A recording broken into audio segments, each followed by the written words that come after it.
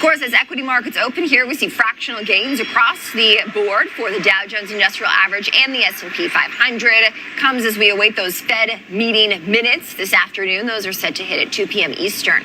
Joining me now with more on the markets is Dale Smothers, CEO and President at RDS Wealth. Dale, it's great to have you on the show this morning. And as we see stocks hover right near record highs, what is behind this latest strength? Kristen, you've got inflation that stays pretty consistent, even with tariffs facing the global trade and the whole renegotiation of global trade. The inflation has not been an issue.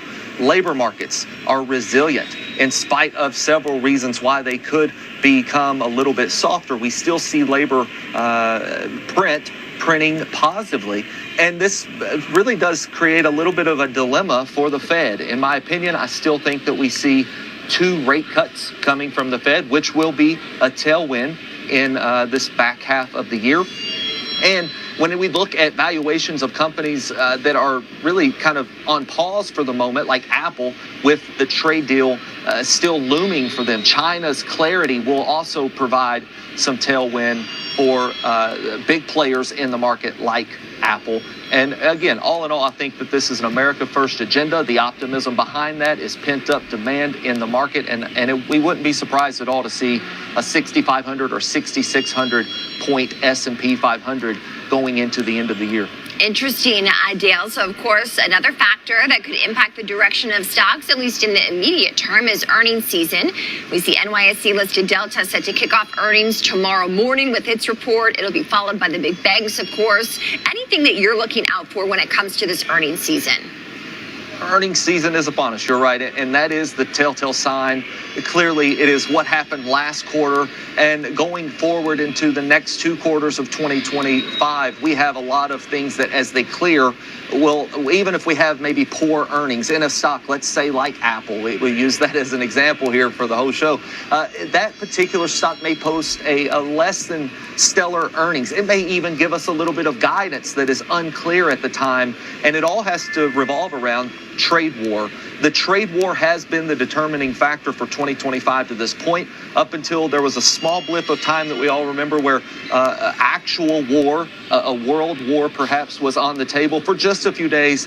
That subsided very quickly. Again, I think this America First agenda has a lot of optimism as we start to see onshoring, as we see pharmaceuticals come in. One of the stocks on our watch list as well is J&J. Again, weathered a lot of cycles in the market. I think a stock like J&J stands to be a benefactor of this. And one of the things that we're very optimistic about is the broadening out of this type of rally, if you will. If you look through from peak, or from trough to peak rather, over the last 3 months, from the lows of the market till now, over 25% rally, and that rivals a lot of historic rallies that have been phenomenal in the 80s and early 2000s, coming out of 2020 with COVID.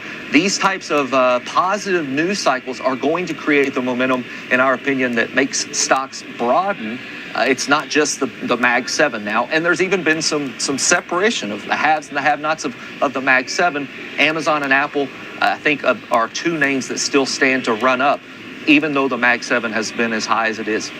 Interesting, Dale. We are going to get these Fed meeting minutes on tap this afternoon. I know you referenced earlier you see 2 rate cuts in the forecast, or think that would be the right course of action, perhaps going forward. How could the Fed impact the path for equities? The Fed will certainly have a bullish impact on equities over the next 6 months. And to be real honest with you, I think it also has a bullish impact on bond funds, let's say. It's not going to help any bondholders that hold to maturity, but on short-term bond funds, I think you will see some capital appreciation, which has been something we haven't seen in a long time in a balanced portfolio. At RDS Wealth, we have a lot of clients who are looking for the stability, not so much all of the undulations or the volatility in the market, and a little bit of a rate cut could bring some well-needed reprieve, if you will, or relief to a bond side of the portfolio, some capital appreciation perhaps. with the idea that rate cuts are the next news that we are paying attention to, we are still very bullish on the market because we believe the Fed will have a bullish impact. All right, Dale Smothers, CEO and President at RDS Wealth, joining us this morning. Dale, thank you.